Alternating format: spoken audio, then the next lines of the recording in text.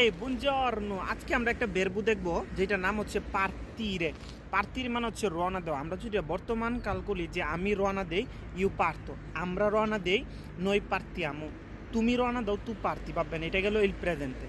এখন যদি আমরা ভবিষ্যৎকাল বলি যে আমি রওনা দিব, কালকে আমি রওনা দিব, দুমানি ইউ পার্তিরো, তু পার্তিরাই, এগুলো হচ্ছে ইল ফুতুরো। তুমি রওনা দিবে, তু পার্তিরাই, সে রওনা দিবে, লুই লে পার্তিরা।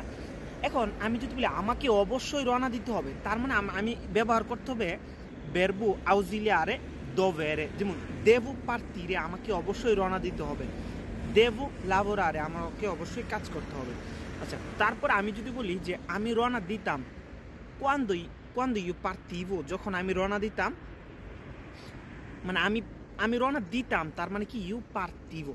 তারপর এটা গেল আমি যদি ইল কন্ডিশনাল ইউজ করি, যেটা হচ্ছে ফর্মালে, ইউ পার্তিরেই হবে, তু পার্তিরেস্তি, lui lei partirebbe, noi partiremmo, voi partireste, loro partirebbero। এটা হচ্ছে ইল কন্ডিশনালে। ইল কন্ডিশনালে কিন্তু অনেক জায়গায় ব্যবহার করা হয়, ঠিক আছে।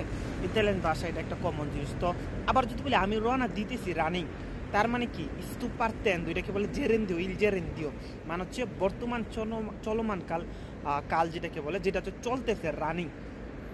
স্তু পার্তেন্দ্র, স্তু আন্দান্দ্র, স্তু মানজান্দ্র, স্তু গর্দান্দ্র, এইগুলা। তো ঠিক আছে, সবাই ভালো থাকেন, আল্লাহ হাফেজ।